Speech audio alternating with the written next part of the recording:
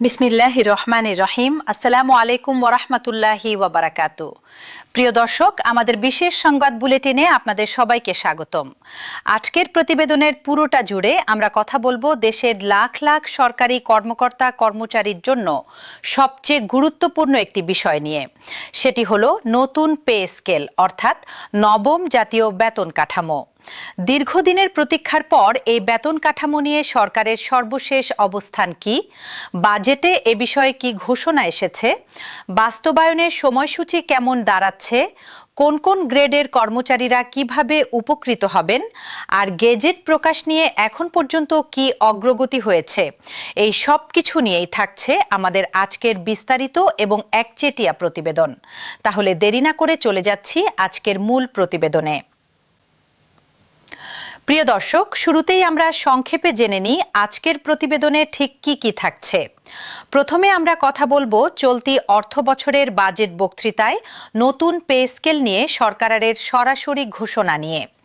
এরপর জানব বাস্তবায়নের সুনির্দিষ্ট সময়সূচি নিয়ে, অর্থাৎ মূল বেতন এবং বিভিন্ন ভাতা ঠিক কবে থেকে কার্যকর হতে যাচ্ছে। তারপর আলোচনা করব বেতন কাঠামোর অনুপাত পরিবর্তন নিয়ে, যা সরাসরি প্রভাব ফেলবে নিচের দিকের গ্রেডগুলোর কর্মচারীদের জীবনযাত্রায়। এরপর থাকছে বাজেট বরাদ্দের প্রকৃত হিসাব, সরকারি কর্মচারী সংগঠনগুলোর প্রতিক্রিয়া ও দাবি দেওয়া, গেজেট প্রকাশের সবশেষ অবস্থা, অর্থনীতিতে এর সম্ভাব্য প্রভাব এবং সবশেষে সাধারণ কর্মচারীদের জন্য এর বাস্তব অর্থ কি দাঁড়াচ্ছে। চলুন একে একে বিস্তারিত জেনে নেওয়া যাক। প্রিয় দর্শক, প্রথমেই আসা যাক বাজেট ঘোষণার প্রসঙ্গে। চলতি 2026-27 অর্থ বছরের বাজেট জাতীয় সংসদে উপস্থাপন করা হয় জুন মাসের 11 তারিখে। এই বাজেট বক্তৃতায় অর্থ উপদেষ্টা আমির খসরু মাহমুদ চৌধুরী স্পষ্ট ভাষায় জানিয়ে দেন, আগামী 1 জুলাই থেকে ধাপে ধাপে নতুন বেতন কাঠামো সেই সিদ্ধান্ত অনুযায়ী নতুন মূল বেতন কার্যকর হবে 2026 সালের 1 জুলাই থেকে, আর বিভিন্ন ভাতা কার্যকর হবে তার পরের বছর, অর্থাৎ 2027 সালের 1 জুলাই থেকে। এই সিদ্ধান্তটি এখনও চূড়ান্ত অনুমোদনের অপেক্ষায় রয়েছে, কারণ এটি মন্ত্রিসভার বৈঠকে পাঠানো হয়েছে চূড়ান্ত সিলমোহরের জন্য। অর্থাৎ সহজ ভাষায় বললে, কর্মচারীরা প্রথমে মূল বেতনের বর্ধিত অংশ পাবেন, আর ভাতাগুলোর পূর্ণাঙ্গ সুবিধা পেতে তাদের আরও একটি বছর অপেক্ষা করতে হতে পারে। প্রিয় দর্শক, এবার একটু বিস্তারিত জেনে নেওয়া যাক নতুন বেতন কাঠামোর অন্যতম গুরুত্বপূর্ণ একটি দিক নিয়ে, যা হলো সর্বোচ্চ এবং সর্বনিম্ন বেতনের অনুপাত পরিবর্তন। বর্তমানে অষ্টম বেতন কাঠামো অনুযায়ী সর্বোচ্চ এবং সর্বনিম্ন বেতনের অনুপাত রয়েছে প্রায় 1:9.45, অর্থাৎ সবচেয়ে বেশি বেতন পাওয়া কর্মকর্তা এবং সবচেয়ে কম বেতন পাওয়া কর্মচারীর মধ্যে বেতনের ব্যবধান প্রায় 9.5 গুণ। নতুন প্রস্তাবিত কাঠামোয় এই অনুপাত কমিয়ে 1:8:8 নামিয়ে আনার প্রস্তাব রয়েছে।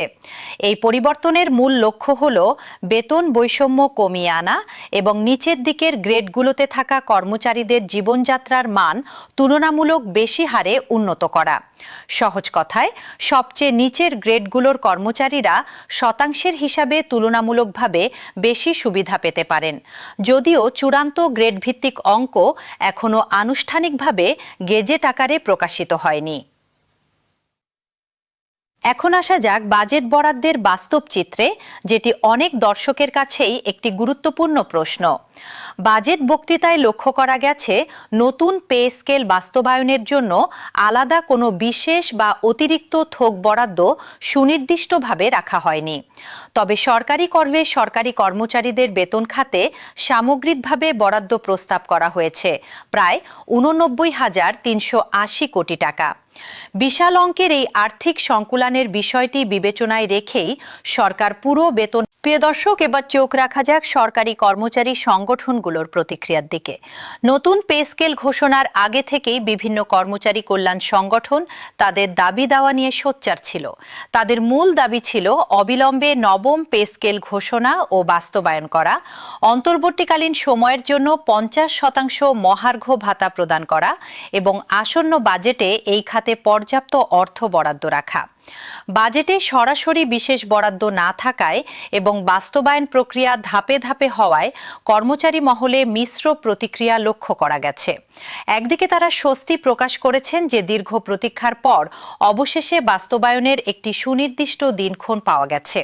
অন্যদিকে ভাতাগুলোর জন্য আরও 1 বছর অপেক্ষা করতে হবে জানার পর অনেকের মধ্যে কিছুটা হতাশাও কাজ করছে।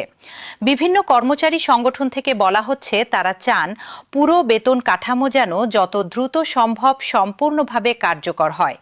ধাপে ধাপে বাস্তবায়নের কারণে যেন বাস্তব সুবিধা প্রাপ্তিতে অতিরিক্ত বিলম্ব না ঘটে। এবার আসা যাক সবচেয়ে গুরুত্বপূর্ণ প্রশ্নে, যা হলো গেজেট প্রকাশের সবশেষ অবস্থা। জুলাই মাসের মাঝামাঝি সময়ে সরকারি সূত্রগুলো জানিয়েছিল আগস্ট মাসের প্রথম সপ্তাহের মধ্যে নতুন বেতন কাঠামোর গেজেট প্রকাশের লক্ষ্য নিয়ে কাজ চলছে। জুলাই মাসের শেষ সপ্তাহে অর্থ মন্ত্রণালয় সংশ্লিষ্ট একজন ঊর্ধ্বতন কর্মকর্তা জানিয়েছিলেন আগস্টের মধ্যেই গেজেট প্রকাশ করা হবে এবং তা কার্যকর ধরা হবে 1 জুলাই থেকেই। অর্থাৎ গেজেট প্রকাশে কিছুটা দেরি হলেও কর্মচারীরা পূর্ববর্তী তারিখ থেকেই বকেয়া সহ সুবিধা পাবেন বলে ইঙ্গিত দেওয়া হয়েছিল। সবশেষ প্রাপ্ত তথ্য অনুযায়ী আগস্ট মাসের প্রথম সপ্তাহ পর্যন্ত নবম জাতীয় পে স্কেলের গেজেট এখনও আনুষ্ঠানিকভাবে প্রকাশিত হয়নি। অর্থ মন্ত্রণালয় সূত্র বলছে নতুন বেতন কাঠামোর কাজ শেষ পর্যায়ে রয়েছে এবং মন্ত্রিসভার চূড়ান্ত অনুমোদন পাওয়ার সঙ্গে সঙ্গেই গেজেট প্রকাশের আনুষ্ঠানিক প্রক্রিয়া শুরু। প্রথমত, নতুন কাঠামোয় মূল বেতন উল্লেখযোগ্য হারে বাড়ানোর আলোচনা রয়েছে। দ্বিতীয়ত, বাস্তবায়ন হবে ধাপে ধাপে, অর্থাৎ একদিনে পুরো পরিবর্তন দেখা যাবে না। তৃতীয়ত, মূল বেতন আগে কার্যকর হবে, ভাতাগুলো পরে কার্যকর হওয়ার সম্ভাবনা বেশি। চতুর্থত, নিচের দিকের গ্রেডগুলো অনুপাতের হিসেবে তুলনামূলক বেশি সুবিধা পাওয়ার সম্ভাবনা তৈরি হয়েছে। এই পরিস্থিতিতে আমাদের পরামর্শ থাকবে কর্মচারীরা যেন কোনো অনানুষ্ঠানিক সূত্র বা অনুমান নির্ভর তালিকার ওপর ভিত্তি করে সিদ্ধান্ত না নেন, বরং অর্থ মন্ত্রণালয় থেকে আনুষ্ঠানিক গেজেট প্রকাশিত হওয়ার পরই চূড়ান্ত তথ্যের ভিত্তিতে তাদের ব্যক্তিগত আর্থিক পরিকল্পনা সাজান।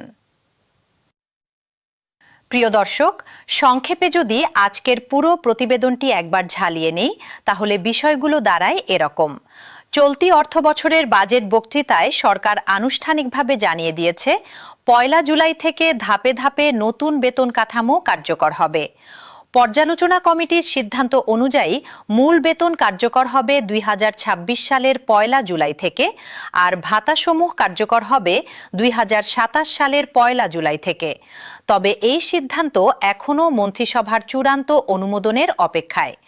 সর্বোচ্চ এবং সর্বনিম্ন বেতনের অনুপাত 9.45 থেকে কমিয়ে 8-এ নামিয়ে আনার প্রস্তাব রয়েছে, যাতে নিচের দিকের গ্রেডগুলো তুলনামূলক বেশি উপকৃত হয়। বাজেটে সরাসরি বিশেষ বরাদ্দ না থাকলেও সামগ্রিক বেতন খাতে প্রায় 89,380 কোটি টাকা বরাদ্দের প্রস্তাব করা হয়েছে। কর্মচারী সংগঠনগুলো বাস্তবায়নের সময়সূচি নিয়ে মিশ্র প্রতিক্রিয়া দেখালেও দ্রুত ও পূর্ণাঙ্গ বাস্তবায়নের দাবি অব্যাহত রেখেছে। আর সবশেষ তথ্য অনুযায়ী চূড়ান্ত গেজেট প্রকাশের অপেক্ষায় রয়েছে গোটা দেশ, যা মন্ত্রিসভার অনুমোদনের পরপরই প্রকাশিত হতে পারে বলে অর্থ মন্ত্রণালয় সূত্রে জানা যাচ্ছে। প্রিয় দর্শক, নতুন পে স্কেল সংক্রান্ত যে কোনো আনুষ্ঠানিক